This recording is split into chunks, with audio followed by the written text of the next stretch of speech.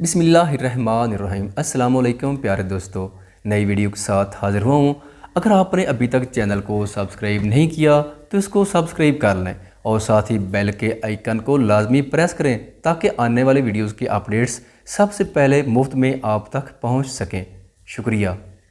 रात के 11:30 पर अलीदान ने अपना ऑफिस वर्क ख़त्म किया तो उठकर गैलरी का दरवाज़ा खोलकर बाहर फ्रेश हवा में आ गया। जेब से सिगरेट का पैकेट निकालकर उसमें से एक सिगरेट निकालकर शोला दिखाया। स्मोकिंग करते करते यूं ही उसकी नज़र लान से गुजरती दाएं तरफ आकर एक खिड़की तक रुक गई। ये नीचे वाला आन का कमरा था और उस कमरे की लाइट अभी तक जल रही थी। क्या अभी तक मधान नहीं गया? अलीदान की पेशानी पर तफक्कर के निशान उभरे। वो वक्त का बहुत पाबंद बंदा था और दूसरों से भी यही उम्मीद रखता था। उसे अपने से जुड़े हर इंसान का ख्याल रहता था। उसे आन की फिक्र कि अभी तक लाइट क्यों जल रही है, क्या वो नहीं सोई? सोच में डूबा हुआ वो दरवाज़ा खोलकर सीढ़ियाँ उतरता। दाएं जानिब आन के रूम के पास आकर हो गया, हाथ बढ़ाकर ना किया। कुछ इंतज़ार करता रहा कि आन की तरफ से जवाब है, लेकिन जब कोई रेस्पॉन्स नहीं मिला तो दरवाज़ा खोलकर अंदर झांका, जहाँ वो बेड पर कानों में हेडफोन डाले हाथ में मैथमेटिक्स की किताब था। मैं पीछे तकिया से टेककर पढ़ाई में मगन थी। एक हाथ में पेन था जिसका कोना मुंह में डाले दांतों से चबाने का काम भी तसलसल के साथ जारी था। वो बहुत खूबसूरत नखुश की हामिल गोरे रंग की प्यारी सी लड़की थी। छोटी सी नाक, रागिब करते भरे भरे गुलाबी होंठ, उठती गिरती लंबी पलकें, नीली समुद्र जैसी आंखें, थोड़े से करली हल्के ब्राउन बाल जो इस वक्त उसके चेहरे के अतराफ फैले उसे क्यूट बना रहे थे। सामने के बालों की झालर पेशानी पर बिखरी थी जो उसे मासूम बना रही थी। वो सोचती हुई शायद कोई प्रॉब्लम सॉल्व कर रही थी। अलीदान की आमद का नोटिस बिल्कुल नहीं लिया। अलीदान चलता वो उसके बिल्कुल पास आकर वो खड़ा हो गया। किताब में झांक कर देखा जहाँ वो मैथ का एक मुश्किल सवाल हल करते। वो वहाँ 2 मिनट तक खड़ा रहा। जब आन ने वो सवाल हल कर लिया उसके होंठों पर एक पुरस्कून मुस्कुराहट आई। एक गहरी सांस भरकर जैसे ही सीधी हुई नज़र करीब खड़े एक हौले पर पड़ी। उससे पहले कि उसे पहचान पाती, रात के वक्त किसी को कमरे में पाकर वो डर के मारे उछल पड़ी। किताब हाथ से गिर गई। वो बेड पर लेटे ही दूसरी साइड रोल होकर जाने लगी। जल्दी में तकरीबन बेड से गिरने ही लगी थी कि अलीदान ने झटके से बढ़कर हाथ पकड़कर खींचा। आन ने डर कर अपना चेहरा अपने बाजू में छुपा लिया। फिर थोड़ा सा निकलकर बाजू की ओट में चुपके से देखा जहाँ कोई और नहीं बल्कि अलीदान शाह को देखकर शुक्रगुजारी की सांस भरी। आप यहाँ क्या कर रहे हैं? वही बेतुका सवाल दोहराया। अलीदान मुस्कुराया और हाथ से आन का आधा बाहर निकला सर दबाकर उसके बाजू में फिर से झुका दिया। ये आपका तकिया कलाम है। अलीदान की खूबसूरत बुरी आंखें और प्यारी सी मुस्कुराहट देखकर आन का दिल कुछ पल के लिए थम गया। आखिरी दफ़ा जब वो उसकी कार से टकरा कर गिरी थी तो वो नशा में थी, लेकिन उस टक्कर ने उसे नुकसान बहरहाल नहीं दिया।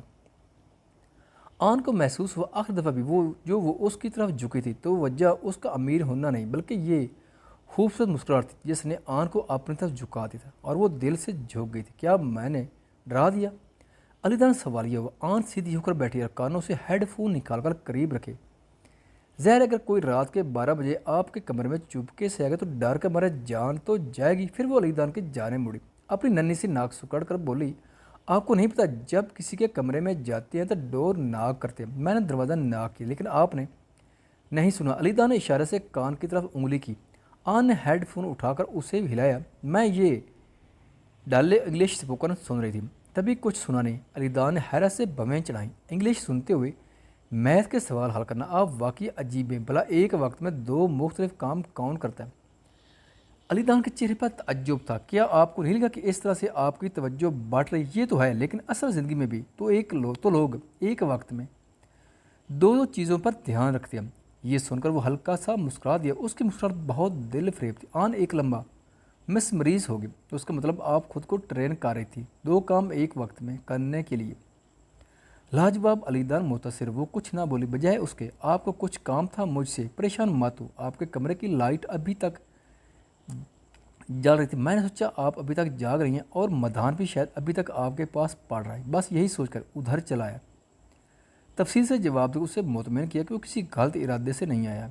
मधान तो 9 बजे ही चला गया था। अलीदान ने यह सुनकर उसकी किताब उठा ली और उसकी वर्क गर्दानी करने लगे। वो ये देखकर शर्म से सुर्ख कि वो दोनों एक ही बेड पर साथ बैठे बातें कर। अभी वो ये सोच रही थी कि किसी तरह से उठ जा और किस तरह उसे जानने का क्या है। یہ بہانہ بنا کر کہ اسے نیند آ رہی، ابھی اس نے کہنے کو منہ کھولا ہی تھا کہ شاید آج سے پہلے کسی نے آپ کو نہیں بتایا کہ آپ بہت دلکش لگتی ہیں جب اسٹڈی کر رہی ہوتی ہیں۔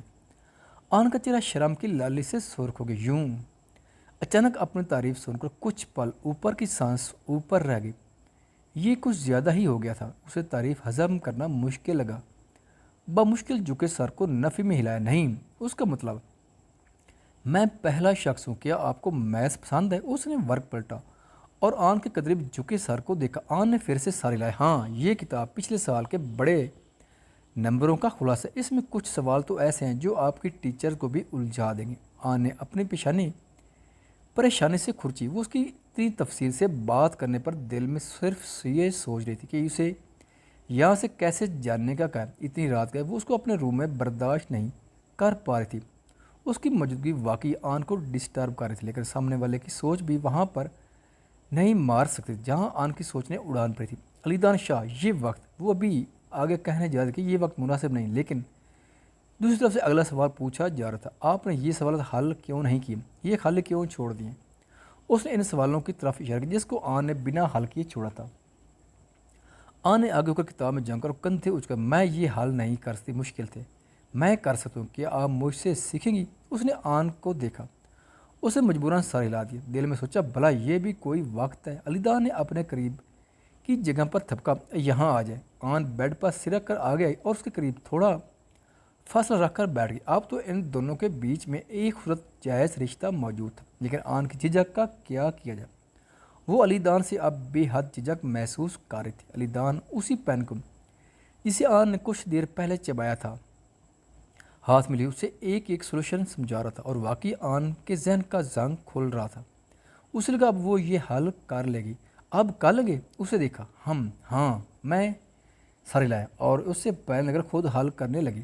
آن سوال پر سوال ہر کرتی رہی، دلچسپی کے ساتھ۔ I have done.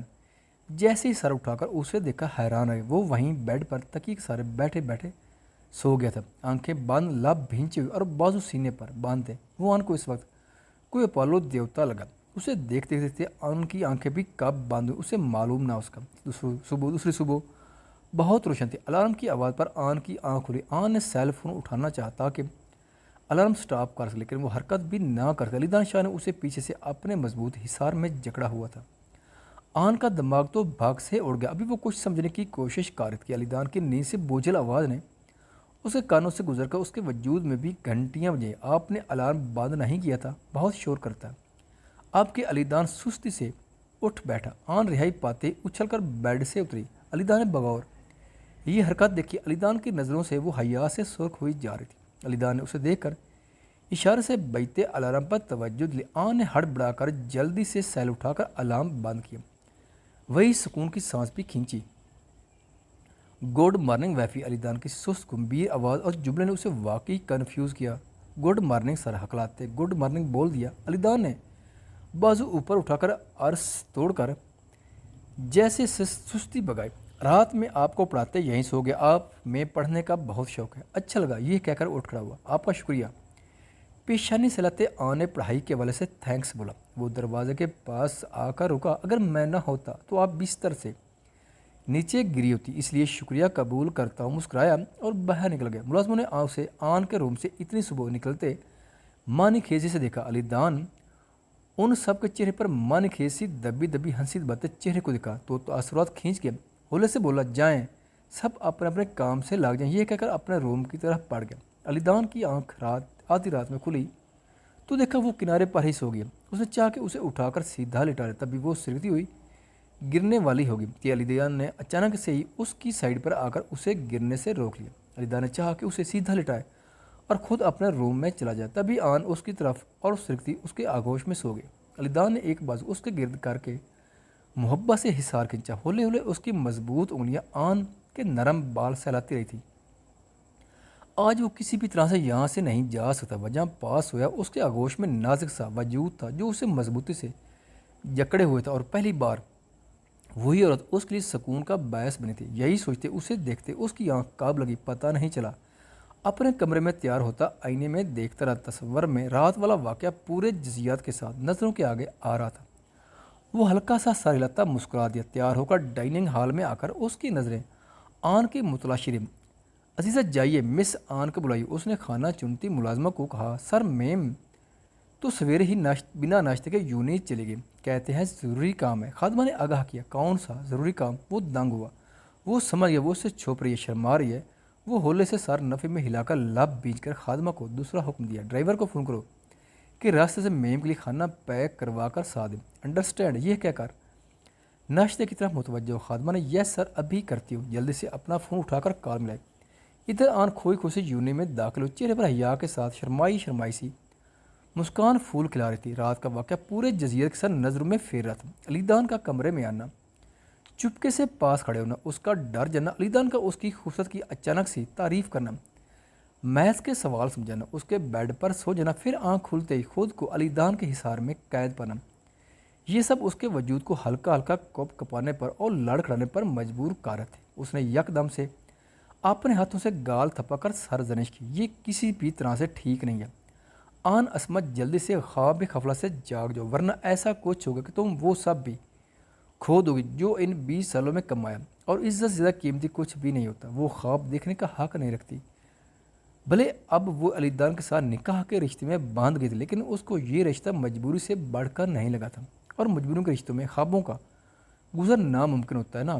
وہ سر جڑتی اندر بڑھ گئی۔ علی دان میٹنگ روم سے باہر ہے تو اس کا سیکرٹری دانیال اس کے پیچھے آفس میں داخل ہوا۔ سر آپ نے جو انفارمیشن کلیکٹ کرنے کا آرڈر دیا تھا وہ سب تفصیل کے ساتھ اس فائل میں موجود ہے۔ اس نے فائل ٹیبل پر رکھی، خود مؤدب کھڑا ہو گیا۔ علی دان نے فائل اٹھا کر اوراق پلٹے۔ پہلے سفر پر آن کی ماں کی پوری تفصیل موجود تھی، اس کی موت کا سبب بھی موجود تھا، اسے قتل کیا گیا تھا۔ دوسرے سفر پر آن کی باپ کی معلومات ہونے چاہیے، لیکن باپ کے نام کی جگہ خالی تھی۔ کیا یہ مکمل انفارمیشن ہے؟ وہ غصے سے گویا، باپ کا نام کیوں نہیں لکھا؟